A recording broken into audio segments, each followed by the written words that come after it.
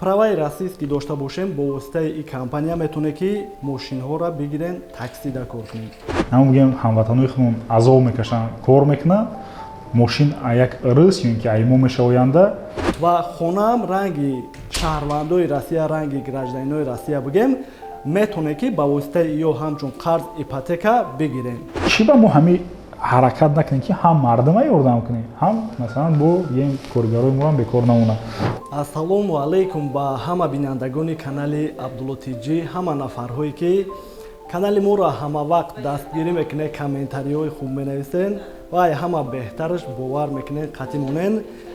Айни замон дар компанияи Яксум, офиси Яксумда қарор дорем ва дар кадом мавзӯъ мехостем суҳбат кунем, шумо дар маълумот расонем нафарҳое ки мехоҳанд ки мошин ё ки хона бигиранд. Пешай мавзӯъро сар кардан, дар ҳаминҷа номи канали бародаре ки мақсад видео мекунад, бигем дар ҳамин компания главния хато накунем, мемонам ютуб канали худша дора, кадоме ки мехоҳад мақсад дороен интересоват кунен видеоҳои дар бораи бизнес, валбрес, дигараш мақсад контентҳое ки фоидаовар астай, бодорем бо худтон тамошо мекунен, мебинен. Ва нафарҳое ки бигем ки барои мошин гирифтан, праваи расист ки дошта бошем бо воситаи ин компания метавонем ки мошинҳоро бигирем, таксида кор кунем. Ё ки праваи тоҷикӣ дошта бошем, дар доставка кор кунем бигем. Ҳамаи намуди мошинҳо ҳастанд. Ва хонаам ранги шаҳрвандои Россия, ранги гражданинои Россия бигем, метавонем ки ба воситаи ё ҳамчун қарз, ипотека бигирем. номерҳоро мемонам ҳамиҷада, шояд баъзе чизҳоша нагуфта бошем, шояд баъзеҳоша нафаҳмида бошем, метавонем ки телефон кунед, пурсен ва агар ҳолатҳое шавад ки прямоида успед накунанд, дар WhatsApp менависем, иншаллоҳ ҳаракат мекунам ки ҷавоб гардонам. Ва ин компанияро бигем хидмам хелаши тамошо мекунам, ба бовария ҳаста ки ба наздики 1-20 бародари тоҷики хидмона Валбресда кор гирифтанд ки айни замон дар ҳамин компания кор кардестиянд. Ва бо чанд нафари тоҷики хидмона забони русиро бепул бигем ёд додан ва бо 3 нафари дигара ба ҳаҷ роӣ кардан ки иншаллоҳ дар видеои оянда бо пурра маълумот метавонем контентҳоро мақсад ҳама тарафа мефаҳмонем. Мақсад ки на фақат дар бораи мошин фоидааш бисёртар мераса. Дар каналшон бошед, телеграмшона дар комментария мемонем, дар канал телеграм бигем обуна шавем, бо худтон мефаҳмем ва бародара бо худмон як мепурсем ки чӣ гуфтаниай боше. Ва дар назди худтон ҳозир ай бародар мепурсем ҷоиша ки намефаҳмем, бигем салому алайкум акаҷон. Ва алайкум салом бародар. Бародар мехостам дар ҳамин масъалаи нафарҳое ки тамошо доранд саволҳо шояд шава ки барои мошин гирифтан, дар такси кор кардан ё ки дар доставка кор кардан чӣ дар кор мешавад, ё ки барои хона мақсад қарз, ипотека гирифтан чӣ документҳо дар кор, ё ки чандта пешпардохт дар кор мешавад, ҳамира мақсад подробно мефаҳмонем, хубтар мешавад. ҳозир бародар ин бигем системаи мошин мегирем, как раз ҳам вақте ки омадӣ намояндаи банк омада буд, камтар суҳбат кардем, бигем оид ба проектҳои худмонам, ба бигем ҳамин ҳозир саволҳои шудан ҷавоб астай. Нашод мошин мо ду намуд дорем. Ҳастае ки меоя аренда мегира, масалан кор мекуна как аренда. Метавона примерно як нархаш. Аймо ҳам мошина рассрочка бигира, бигем определённое время мошина вай меша.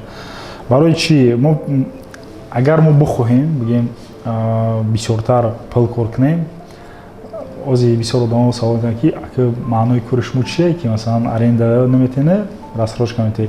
Ростиш вақте ки одамизод бигем бисёри баъд ҳамин кор мекунад, хай мебинад дунёро, баъд оста камтар мардума ёрдам кунанд ва командаи мо ҳамин аввал ҳамин ният ҳамон ки ҳаракат мекунем, аввал зиндагии худмон обод мекунем, баъд зиндагии мардума. Алҳамдулиллоҳ бачаҳои мо ҳамаш бигем дастаташон соҳиби ҳама чиз деган. Нашод ҳамин мошин, мо мошина гирифтем, бозорро анализ кардем, чанд сумаи арендаш чӣ хелае. Дидем ки хо аренда битӣ, хо рассрочка бигирӣ, ҳардаш як мебурад. Просто ҳам бигем ҳамватанои худмон азоб мекашанд, кор мекунанд, мошин як рӯз ё ки аймо мешавоянда, хубаш гуфтем биё рассрочкаш мекунем.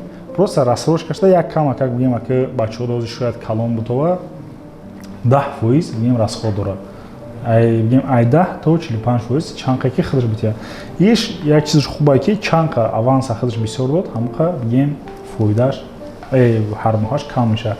Масалан ҳозир як мошин агар бигирем средний Lada Largus ҳозир бисёр бачаҳо ин барои чи бачаҳоро нашод курьерски гавзаистен мардуми хубна аксариятша таксида намегиранд ки праваи рески надоранд а курьерда мегиранд. Мебини бозорда 1500 1600 ну безебиш 1200 аренда гирифта яъне бигем моҳонаш 32 36 46 48 то 50000 меша. ҳар моҳ ки просто вай плодеса воздух дай ҳо мошинаи дора мекем оянда мошинаи вай намеша а рассрочка мегира компания як сум примерно ҳамун хел мебурад а ҳозир бига 10% чанқа меша биё мебинем я бигем Largus дани момент агар бигем 1,5 миллион 2 миллион ам боша 150000 примерно мета за соҳиби мошин меша определённый срокати ё ин ки то же самое бигирем агар гранта бигирем 700,000 800,000 мошини нав ай салон ҳозир мо беона гуфтаистем Kia Optima то же самое ё ки Kia Rio бигем барои ҳам хеле фикр кардем ҳисоб китоб кардем гуфтем агар мардум бихоҳад ки ҳаёти худшона измид кунад ҳамин шансе дагем беҳад хуб ай ба пули кам ҳам соҳиби кор ҳам соҳиби мошин. Бо як чиз дигараш хуб ай ки бачаҳо мегиранд масалан мошина кор надорад мо метавонем ки даже бигем таксопаркҳои хуб монда як сумда бигем чисон кунем подключашон кунем ба ин маета мо ин только мошини масалан майда метиҳем мо газелам мегирем метиҳем камазам мегирем метиҳем тамоми намуди мошинора мо дорем логистически компанияҳо ки бигем ай хиб монай баъзеш партнерои мо ва кор мекунанд мошинаи худшон кади 100% бигем пулшона мегузаронанд ин хуб ай да нашод таксиш бигирем ё ин ки бигем парк преимуществои мо чие ки средний агар аҳамият дошта бошед ҳама таксопаркҳо 3-4% мегиранд мо а 1 то 2% мегирем як дигаш чие ки путевой листшон метиҳем миан офисда путевой листшон метиҳем ҳамаша метиҳем баъд ҳама чизи хубаш як чизе барои мардуми худмон ки пула буровардан мо намегем ки заявка рӯй кунед як рӯз пас ёки 2 рӯз пас пултон бурад не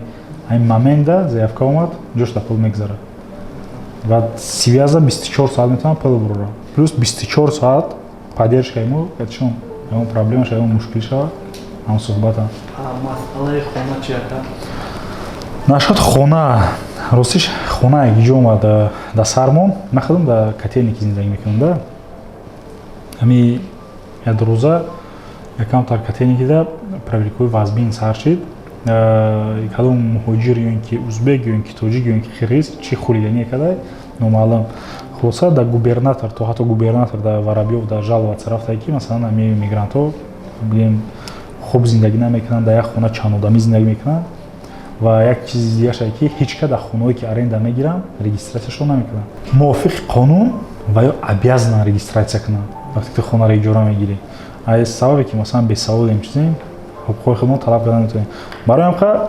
ҳозир бигем президент Путин 2021 қонун қабул карда буданд ки ба фармони президент шида кор госдума қабул кард ки мигрантҳоро метавонанд хона бигиранд чтобы масалан ипотечный рынок Россия бихеза яъне строительство ипотечка боло шавада зиёда шавад ҳамин сабаб и момента аксарияти мардум намедонанд баъд мо гуфтем ки раз аллоҳ додаимона бухгалтерский отдел хеле диди чанд қай офиси мо ҳозир бигем 10 метража бо 4 метража ҳам офиси дигар юридический отдел дорем банковский отдел дорем масалан ҳама тарафаро дорем чӣ ба ҳамиёро масалан ҳами расора ё ин ки бигем диги коригарои мора нагем чӣ бигем и бепул нест ҳо мо пул кор мекунем хулоса ки чӣ ба мо ҳами ҳаракат накунем ки ҳам мардума ёрдам кунем ҳам масалан бо бигем коригарои мора бекор намонанд ҳамақа метавонанд хона бигиранд хо мошин да хонада да мо 3 документ даркора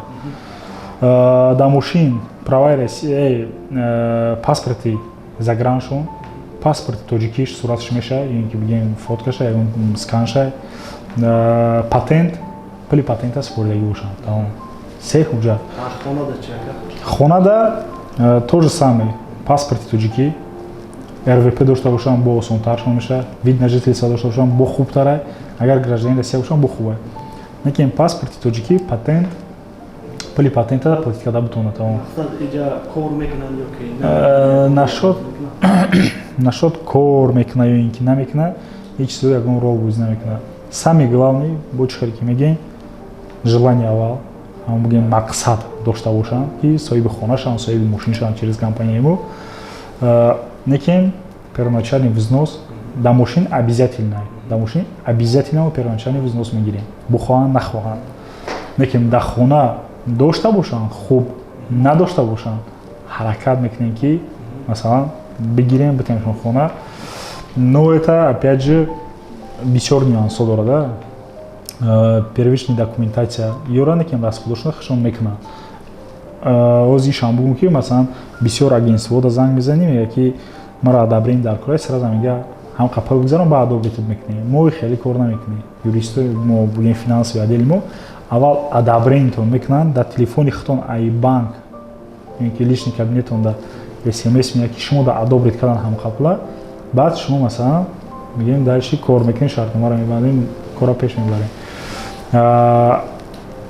Лекин агар ки первоначальный взнос надошта бошанд, именно бачаҳое ки масалан патент кардиянд воида қиинтар мешавад, шояд нашавад. Ва бачаҳое ки патент доранд, желательно первоначальный взнос дар корашон ай 10% боло. А бачаҳое ки РВП ва ВНЖ ва ё ин ки гражданство доранд, воида метавонем бе первоначальный взносам бигирем битем хонаро. Просто опять же нархи моҳонаш ҳар хел шиданаш мумкин аст. Первоначальный взнос дошта боши дигар, первоначальный взнос надошта боши қиматтар меша, барои ки ударажани квартира ҳама чизош мегирад дар дуруш. Хуб, бигем масъалаҳои шакина гуфта метавонанд ки телефон кунанд, пурсанд ва ё метавонанд биям адресам мемонем, пеш суҳбат кунанд одамое ки мақсад сериёз мебошанд. Хуб, алиқа маълумот боқӣ паноҳи Аллоҳ бошем амала.